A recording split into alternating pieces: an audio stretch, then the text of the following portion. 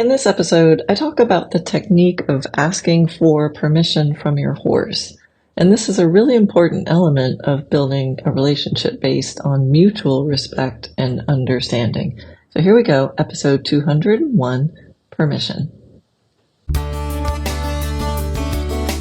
Hi, I'm Karen Rohlf, and welcome to Horse Training in Harmony. This podcast is about you making progress with your horse in a way that you both can love. It's about learning how to move and be in harmony. Because yes, you really can develop a horse to be both athletic and happy. When we show up as our best selves for our horses will show up for us. So let's get started.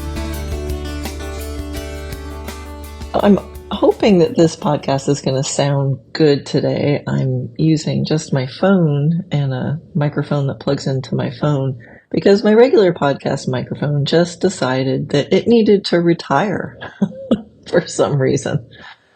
And then I was going to put the microphone on my phone and go outside and hang out with the horses and do a podcast where I'm outside. You have the ambient noise of birds chirping and maybe some horses breathing and stuff like that. But then there's some construction going on near me. And really all you would hear in the background is the infernal beep, beep, beep of large trucks backing up.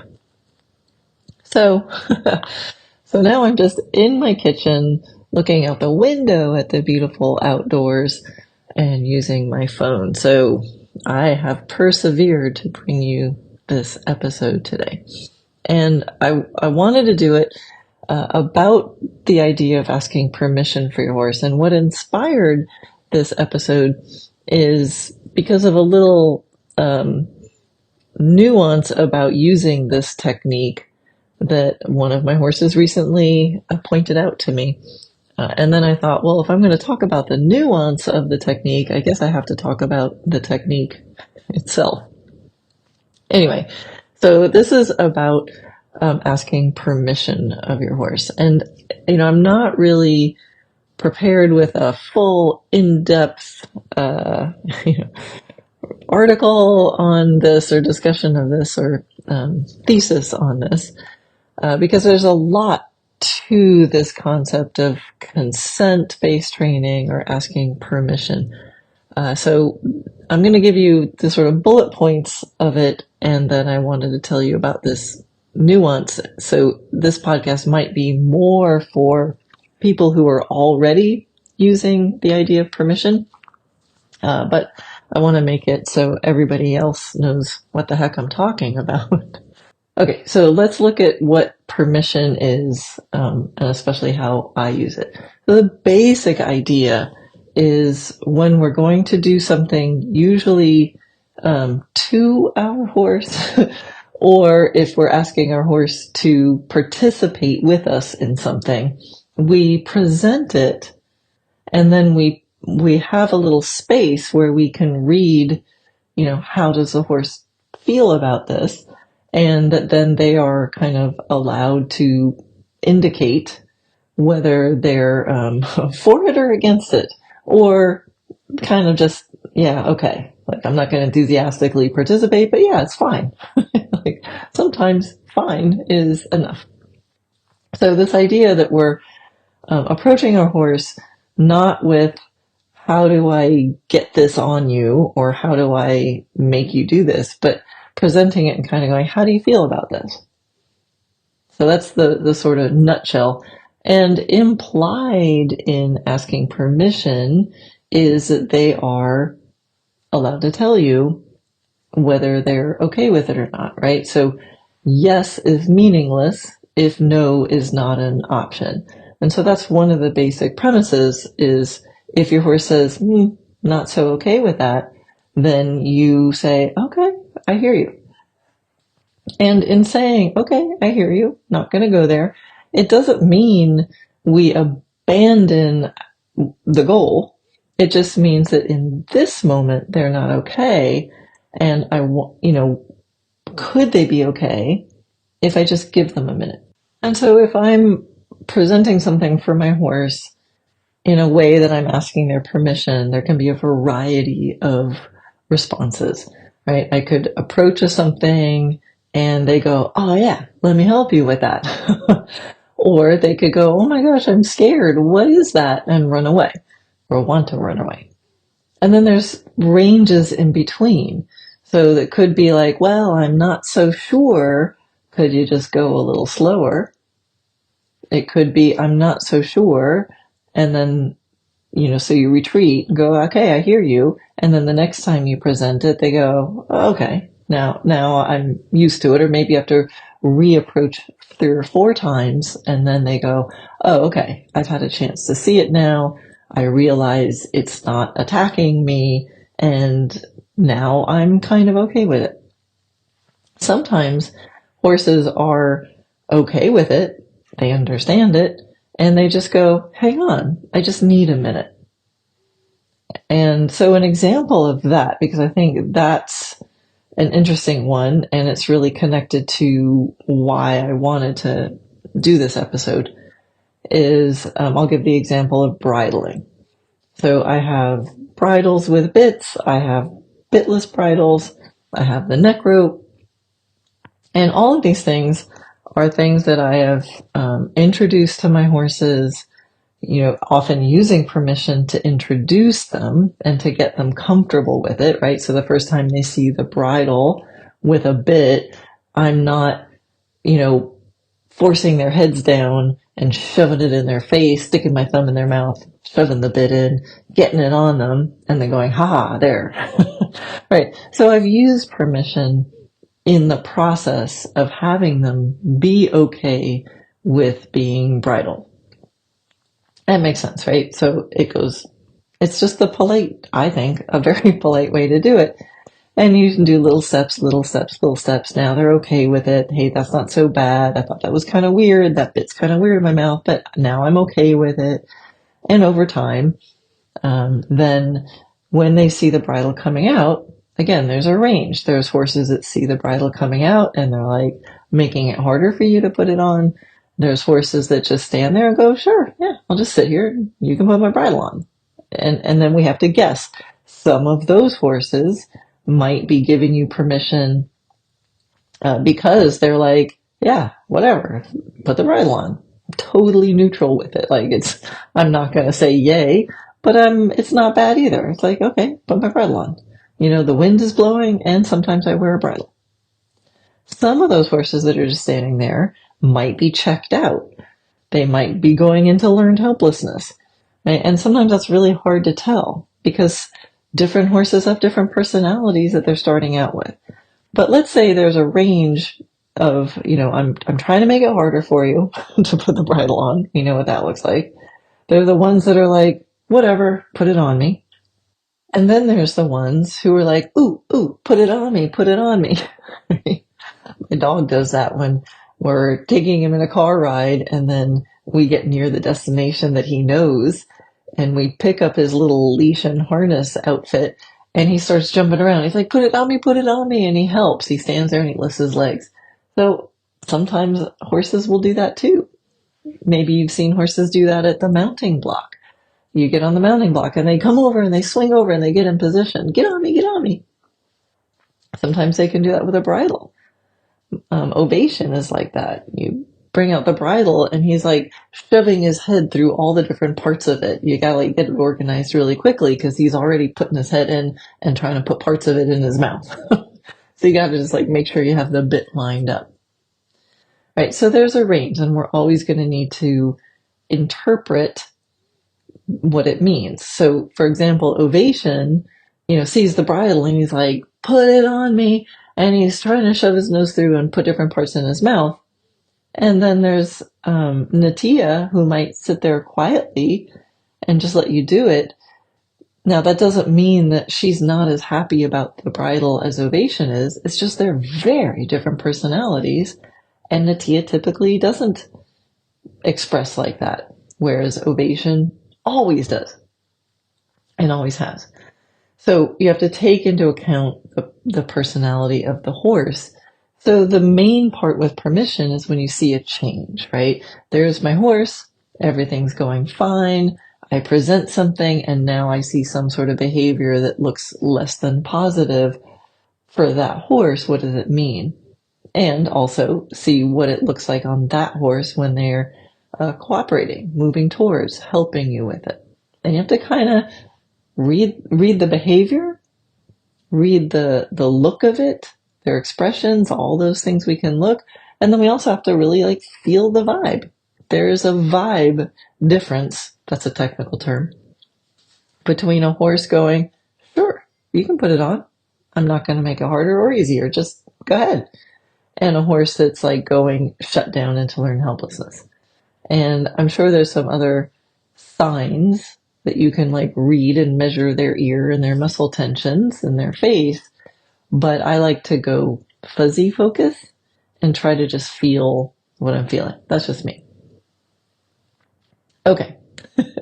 So you get the idea of permission, I hope.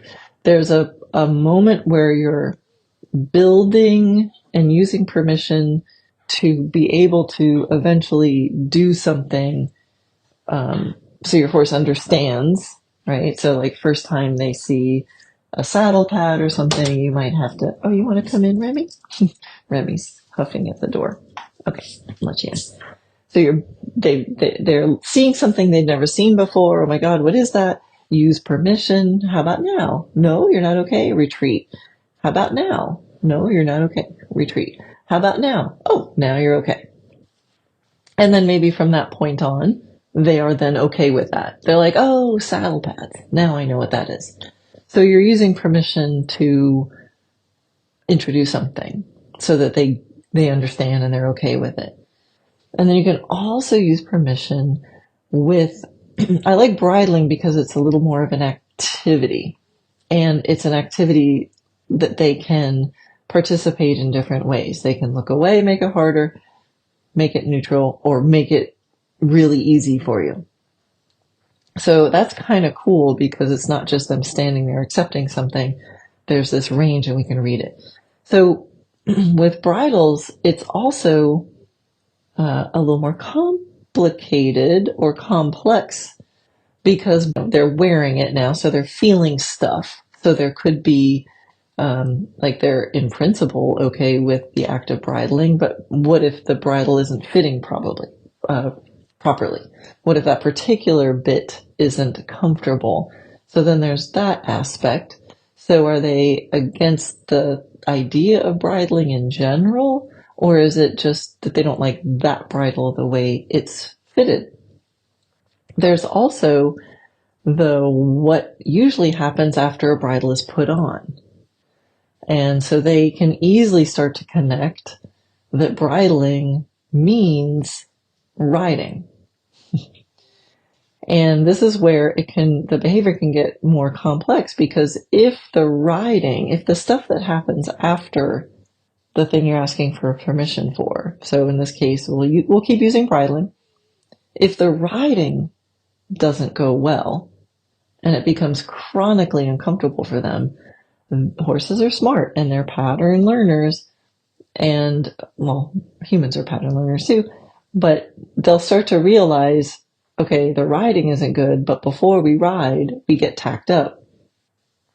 And there's a couple warnings that are going to be written. It could be the saddle, it could be the bridle, and both of those start to get connected. So they might start moving away or not giving you permission to tack them up, or not giving you permission to ride them when you're tacking them up.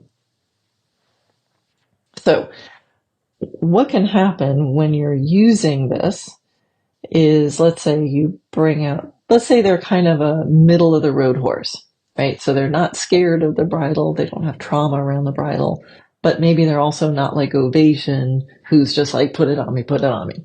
Let's say they're just like a middle of the road horse. So that would be my horses, Solana or Natia. So typically, once I've introduced it, they understand what bridles are for. They have a good association with the bridles because of how I've introduced it to them. And, I gave that example of just gradually introducing it until they're okay with it. part of that also is that I introduce the bridle and I practice bridling separate from the experience of being ridden. And this is important.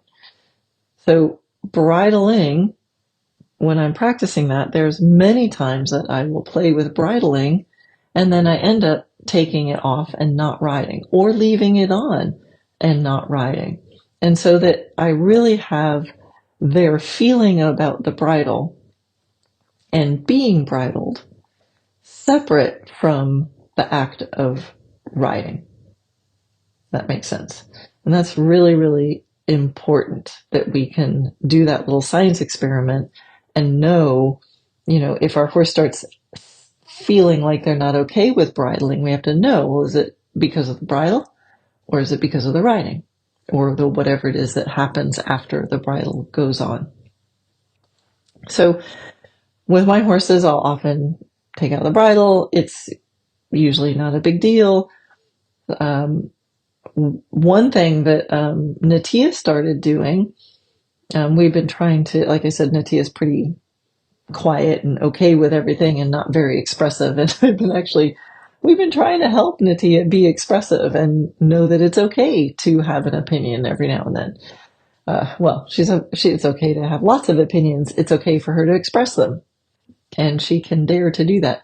So we started noticing with Natia, who normally I would hold the reins up, she puts her head through. I hold the bridle up, she sticks her head in it.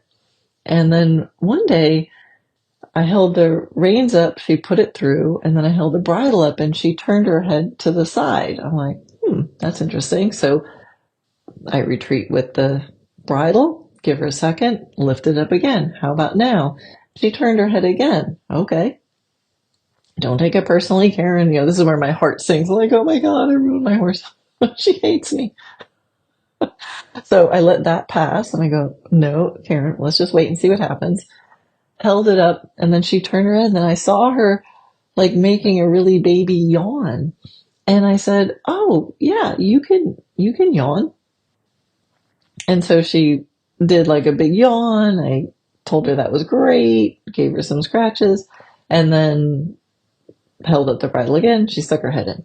Now, I know in bringing up yawning that there's going to be some people who say, well, yawning means it's a release of tension, which means there was tension, which means she does have a bad association with the bridle and what's going to happen next because she yawned.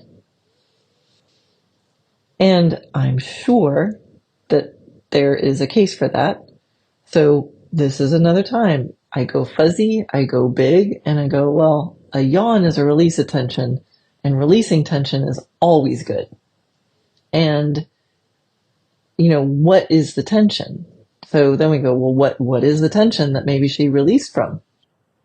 Now, I know with myself, there's tension and release from that tension that will bring me back to normal. Then I can be like normal and release tension to bring me to an even more relaxed place. And then there's ranges to go in that direction.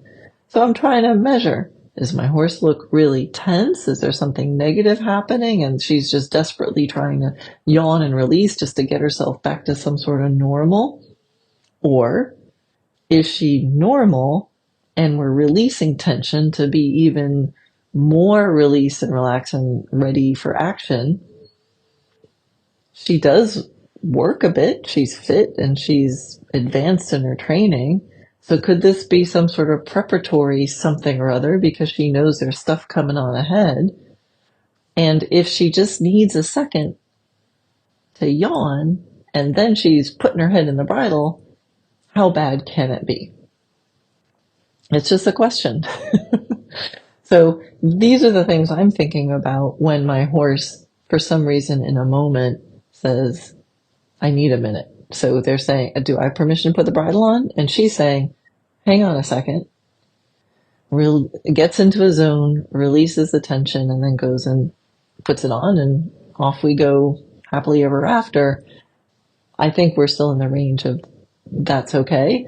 And in the context of, I do encourage yawning with my horses. I've taught it as a cue to more than one of them, because sometimes we with bodies, humans and horses, can hold on to tension. And I think that's one beautiful gift that we humans can give our horses, is to help bring awareness to held tension and encourage the bold move of releasing that in our presence.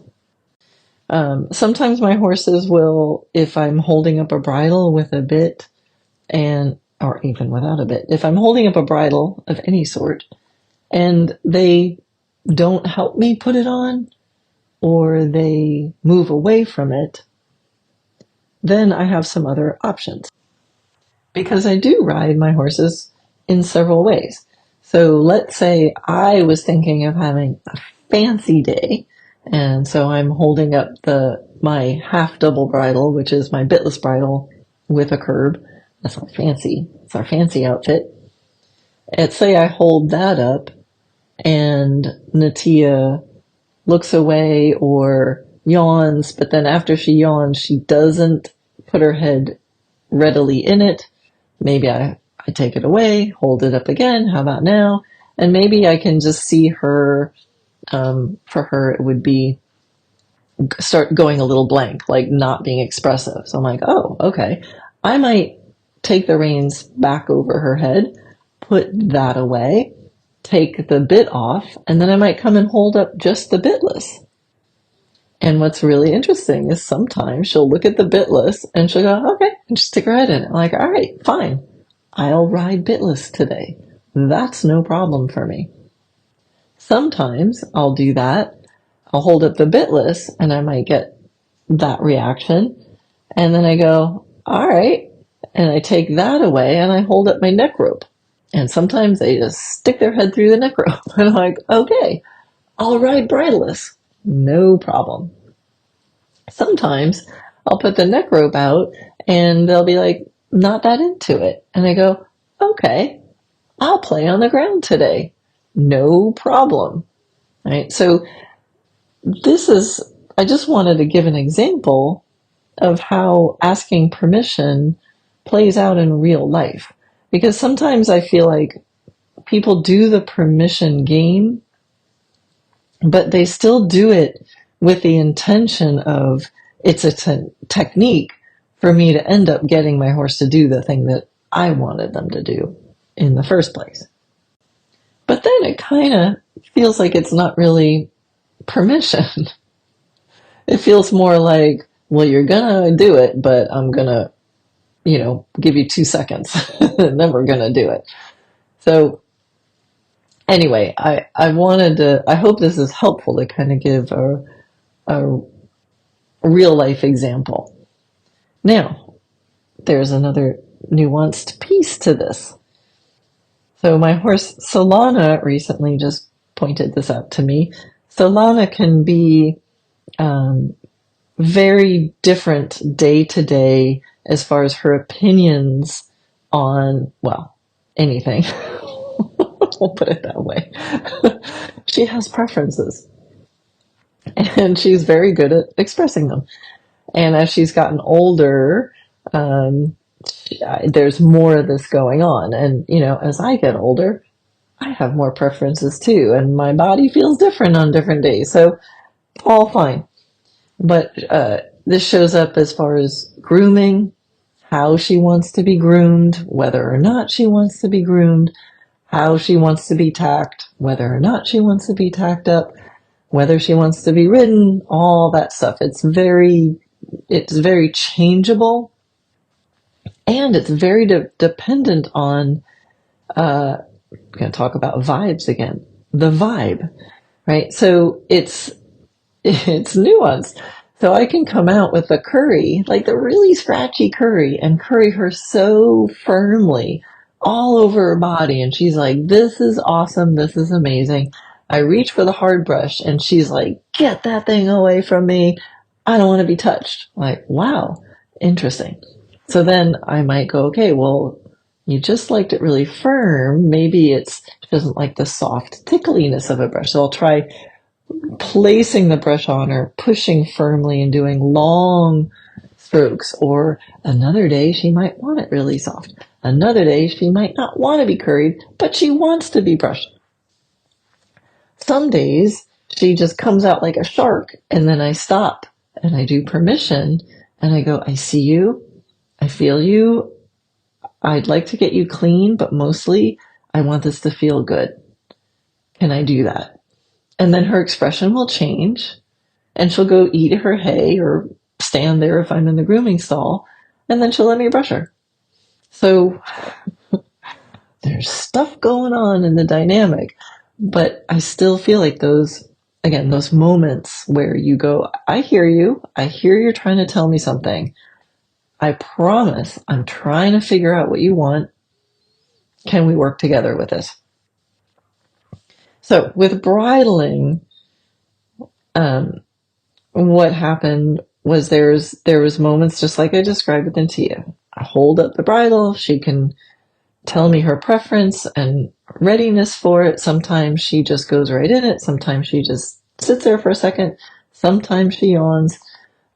Sometimes she doesn't. And then sometimes she just chooses a different bridle, or I just stand there holding it for a second and she thinks, and then she sticks her head in it. But there was a moment where I'd say she had some more physical stuff going on. She needs a lot of body work, and the rides were getting harder. And so she started not wanting the bridle to go on. And there was kind of a thought from me of, yeah, that really could be an indication that she wasn't comfortable with the riding, because I know she wasn't comfortable in some areas. And even though I was trying to craft the rides to be overall positive and in a good movement, mares are tricky. All horses are tricky, but mares are tricky. So we were working with it. So I was being extra observant and attuned to what she was saying. And I was erring on the side of, if you don't want to do it, if you're not giving her permission, I'm going to back right off. So, because I really wanted her to know that I saw her and I felt her, and I wasn't going to make her do stuff. But then what happened, so there would be some flux, and some days she'd pick this bridle, but not that bridle, and some days no bridle, but then the next day the bridle. But I got into a thing where every time she said, I'm not okay with this now, I would back right off. And if I held it up and she just stood there with it, I didn't push it, and then I'd take it away. And then I started to think, well, wait a minute. I wonder, because it got to a point where she was not being okay with, she wasn't helping me with putting the bridle on. And I was like, this is just weird, because typically she's very helpful about putting the bridle on. And body-wise now at this moment, I'm like, well, she's kind of okay. And I felt like it could be a positive vibe. So I wondered to myself, I thought, okay, big picture, zoom out. And I thought about my patterns. And I thought, during this time, there was a period of time where I'd hold the bridle up, she'd do nothing, I'd take it away, thinking I'm talking about permission and consent. But then I'm like, if I just look at what I'm doing, is there a possibility that I've taught her not to do anything when I hold the bridle up? When you're with a horse for their whole life, you get into these patterns, you think they understand, and now you're having this conversation. But when things get off track, new patterns can be created. And I'm thinking, have I actually taught her not to do anything when I hold the bridle up? So I thought about, well, how did this all start?